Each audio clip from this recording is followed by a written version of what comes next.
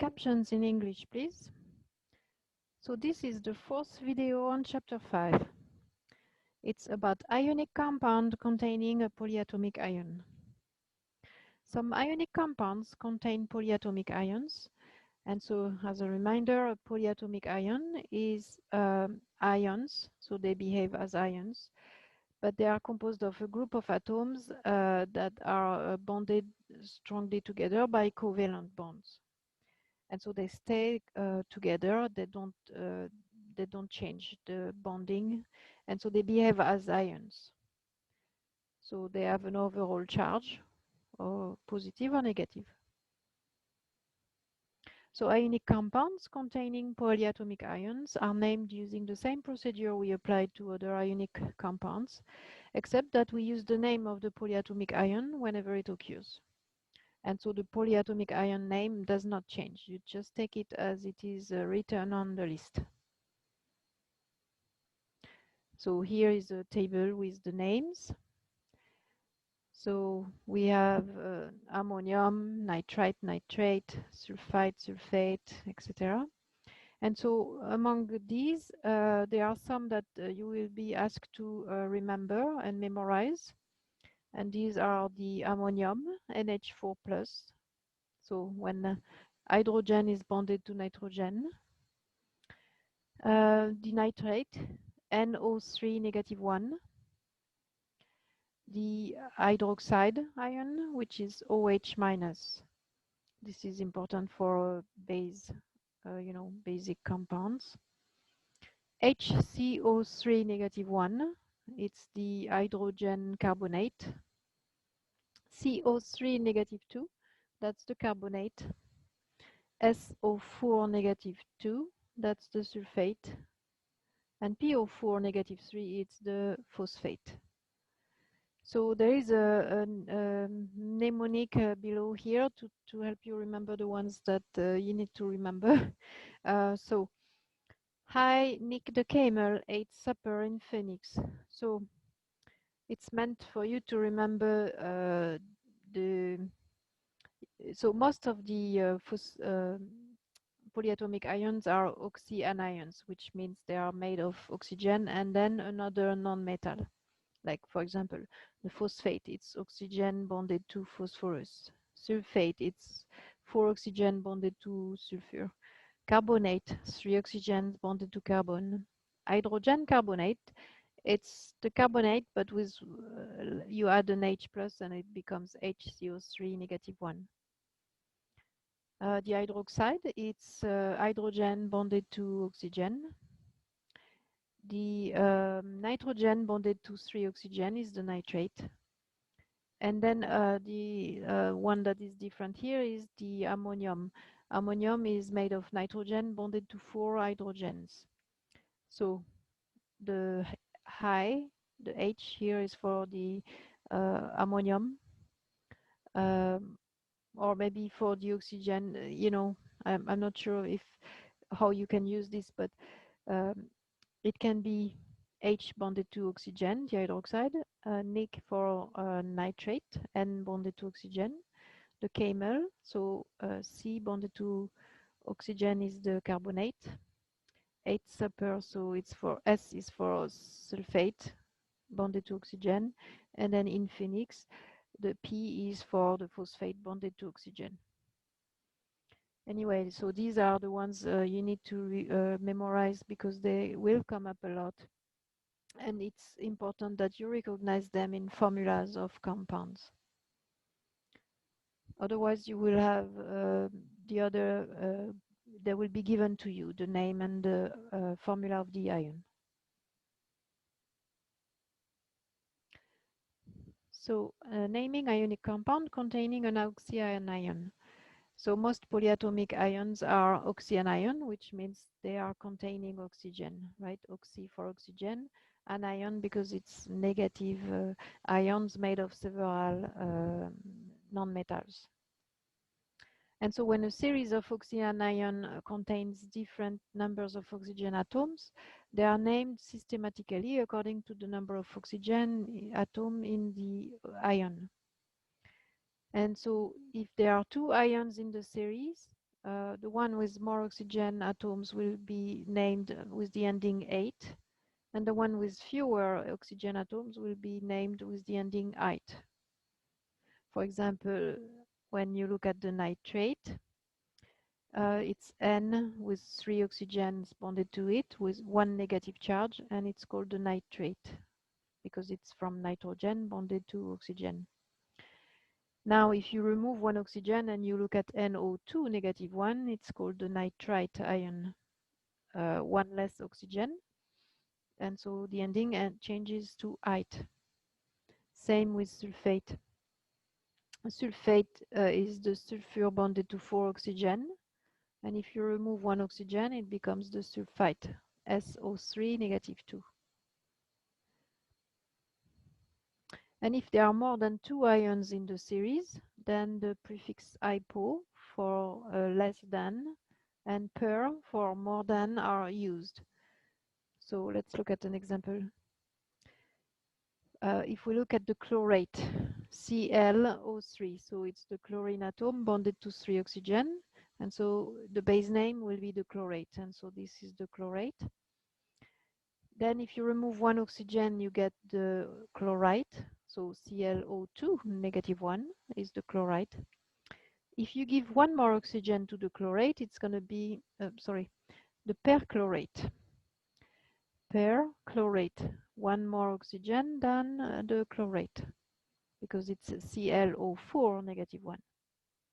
And if you remove 1 oxygen from the chlorite, it becomes ClO negative 1, and that's the hypochlorite. Hypo meaning 1 less oxygen than the chlorite.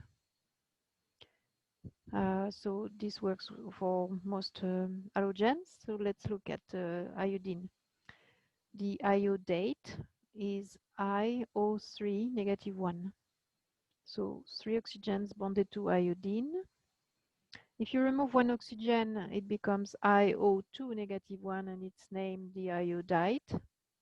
You change the ending to "ite."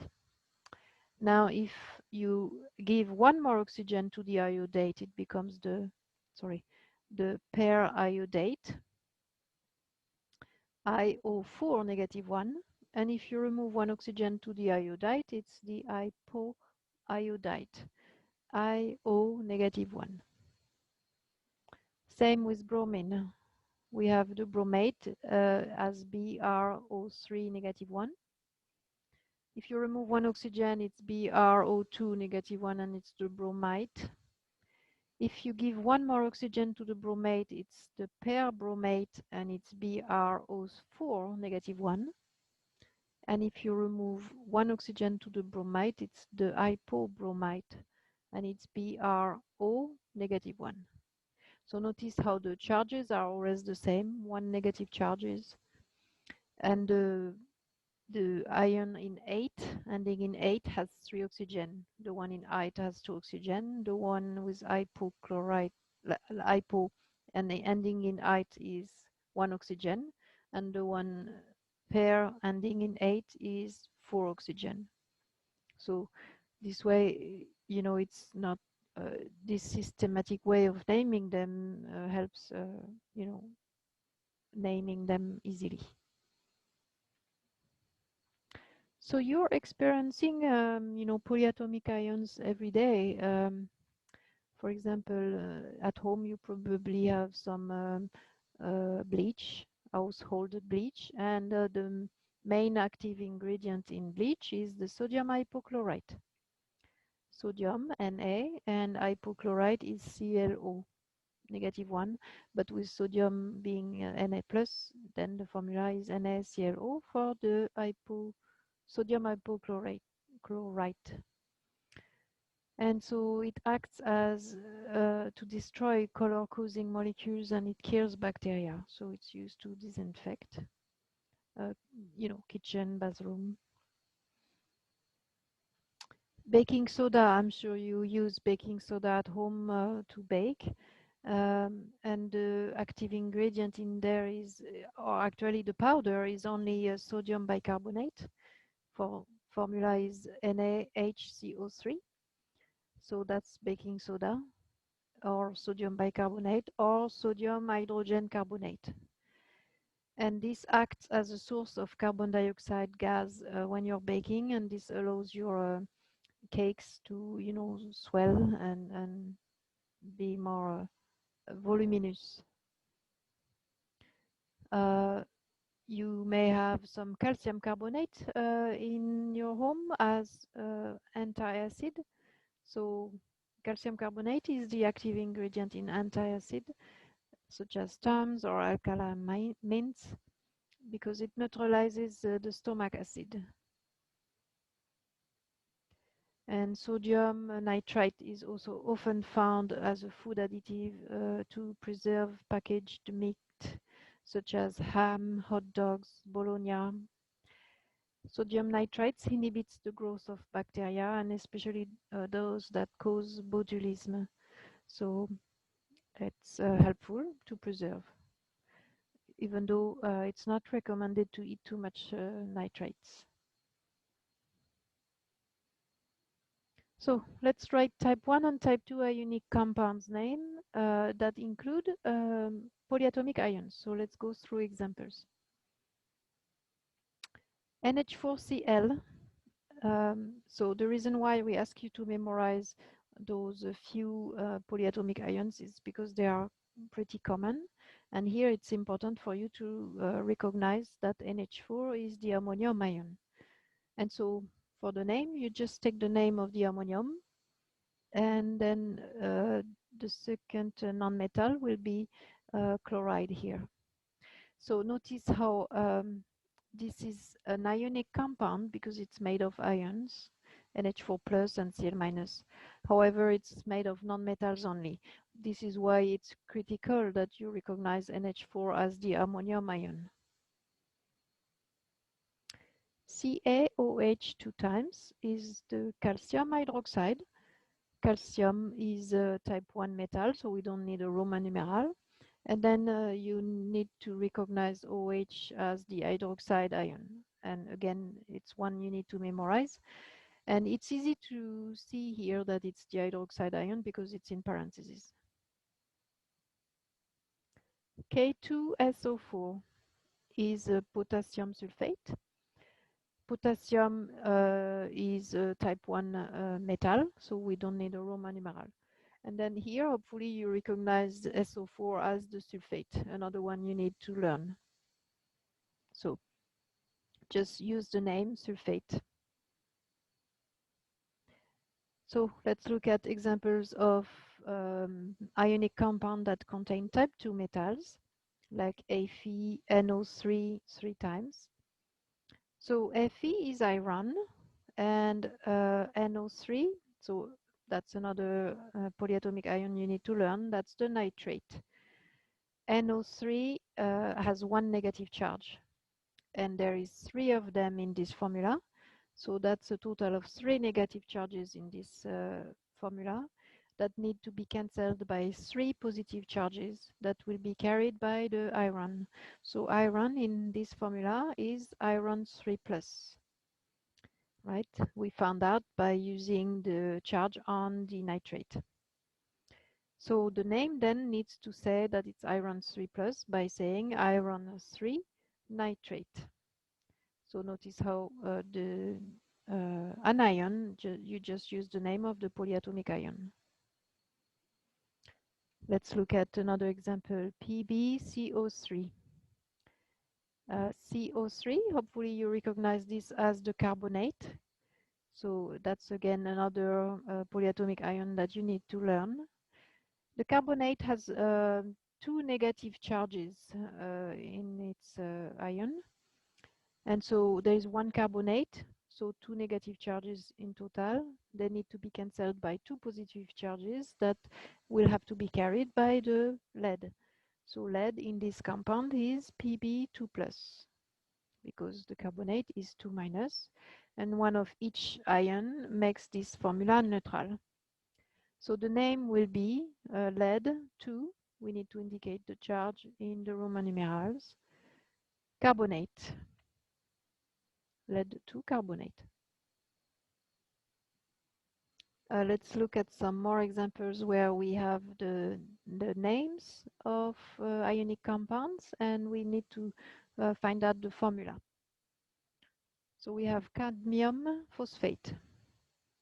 So to recognize a polyatomic ion, you need to see that it ends in ate or ide. There is very few polyatomic ions that ends in ide, but there is some, like the hydroxide and the cyanide. Otherwise, anything that ends in ide, like fluoride, chloride, bromide, iodide, oxide, sulfide, nitride, phosphide, are monoatomic ions, single atom ions. But hydroxide is OH minus, and the cyanide is CN minus. So cadmium phosphate here, let's find its formula. Cadmium, symbol CD, is a type 1 metal. Even though it's in group 2b, it's not a variable charge metal because cadmium is an exception, as well as silver and zinc. Cadmium is Rs2+. So we have cadmium 2+ here, and then we have the phosphate, and the phosphate is PO4 -3. You need to learn this formula for the phosphate. So here you can do the crisscross trick, but you have to be very careful. It's the number of the charge that is crisscrossed, and the formula of the phosphate, the PO4, does not change. It's only the charge that disappears as you write it in a compound. The compound formula are always neutral. So the 3- disappears, but the 3 becomes a subscript for cadmium, and the two positive charges of cadmium will become a subscript for the phosphate as a whole. So you need parentheses when this happens to show that it's 2 phosphate, and so you need to show that it's 2 of the PO4, not just P or oxygen, but this whole formula PO4. So then the formula of cadmium phosphate is CD3 PO4 2 times. And you can see here that 3 cadmium with 2 positive charges each, that's 6 positive charges in total. And the 2 phosphate with each 3 negative charges, that's also 6 negative charges in total. So this is a neutral formula. Let's find the formula for potassium bicarbonate. Potassium is K in group 1A, so it's K+. Bicarbonate is HCO3 -1. That's one that would be good to remember. Bicarbonate are also called hydrogen carbonate. It's fine if you remember hydrogen carbonate. We see that there is 1 positive charge, 1 negative charge, so 1 of each is enough to make a neutral formula, and so the formula will be KHCO3. But if you have memorized those polyatomic ions, you will recognize the HCO3 as the hydrogen carbonate or the bicarbonate. Manganese 2 hydroxide. Manganese, its symbol is Mn. Here the Roman numeral says it's Mn2+. And then the hydroxide is the OH- ion. That's one that you need to learn. And as I said, the fact that it ends in ide is misleading. It's not a single element, it's a polyatomic ion. So it's hydrogen and oxygen together. Here we can do the crisscross trick. The 2 from the positive charges of manganese will become a subscript of 2 for the hydroxide ion. And then the 1 from the hydroxide charge will become a subscript for manganese. So you need parentheses again here to show that you have 2 of the hydroxide ion per manganese. And this way it's a neutral formula. Gold 3 cyanide. Gold, the symbol is AU. Here it says gold 3, so it's AU3+. The cyanide is CN-1, so find it in the table of polyatomic ions, and it's 1 negative charge, carbon and nitrogen bonded together. So you do the criss-cross trick, and from the three positive charges of gold will become a subscript for the cyanide, and the one from the negative charge of the cyanide is a subscript for silver, which is implied and not written. So the formula is AU, and then open the parentheses, CN, close the parentheses, 3.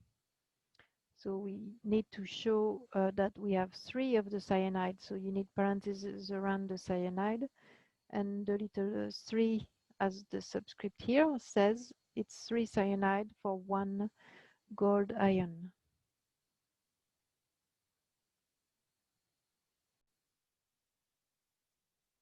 So let's give the names and chemical formulas for the following. Cobalt 2 nitrate. So this is a concept check. So that means you need to pause the video. It's not examples anymore. You need to pause the video and practice on your own before you watch the answer. It is important that you practice naming and writing formulas. So let's find a formula for cobalt 2 nitrate. Cobalt symbol is CO. We see from the name that it's CO2 plus. The nitrite here is NO2 negative 1. It's you know, 1 less oxygen than the nitrate. So nitrate is NO3 negative 1. So nitrite is NO2 negative 1. We have an imbalance of charge, so we need to do the criss-cross trick. And here the 2 from the positive charges of cobalt become a subscript for the whole nitrite, sorry. And then the 1 from the nitrite charge is a subscript for cobalt.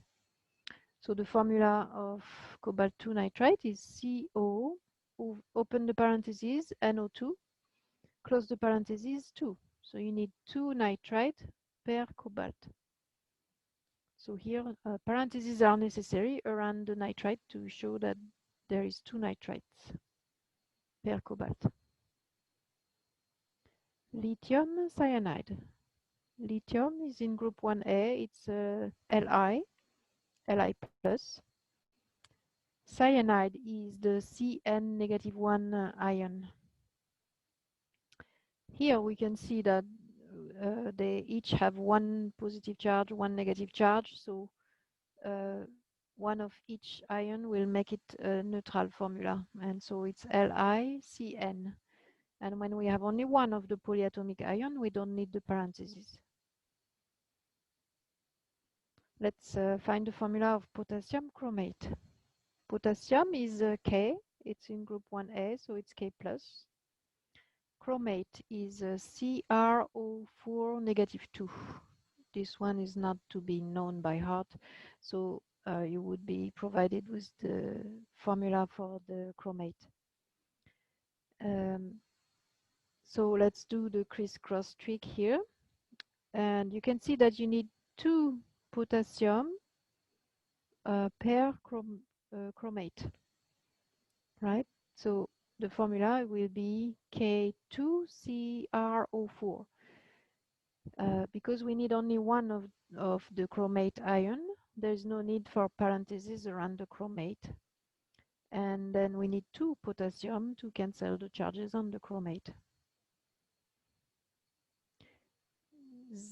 So now we need to find the names of those formulas.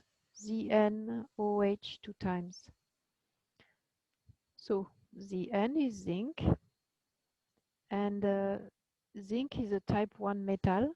It's in group 2b. It's a transition metal, but it's not a variable charge metal because it's an exception from those transition metals. It's always a zinc 2 plus. And OH, you will have to remember that's the hydroxide ion with 1 negative charge each. So together the name will be zinc hydroxide, because we don't need a Roman numeral because zinc is a type 1 metal.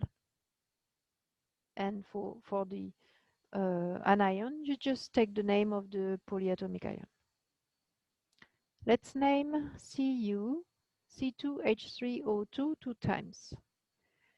So this is a polyatomic ion that you don't have to learn by heart, but it's the acetate.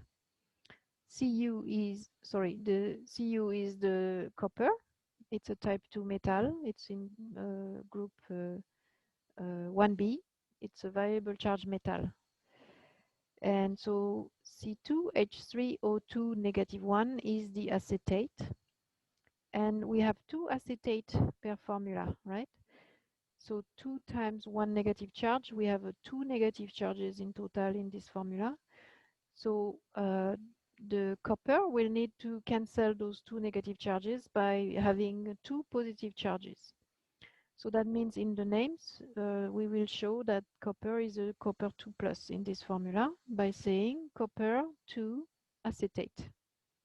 The 2 needs to be in Roman numeral in parentheses after copper. Let's name Ni MnO4 two times. Ni is nickel, type 2 metal. Because nickel is in group 8b, it's a variable charge metal. MnO4 -1 is the permanganate ion. Again, this would be provided. We don't ask you to remember this polyatomic ion. So the permanganate has 1 negative charge, but there is 2 permanganate in the formula. So we have 2 negative charges in this formula. So the nickel needs to carry 2 positive charges to cancel those 2 negative charges. So in the name, it will show that nickel is nickel 2+. And we'll have the name nickel 2 permanganate.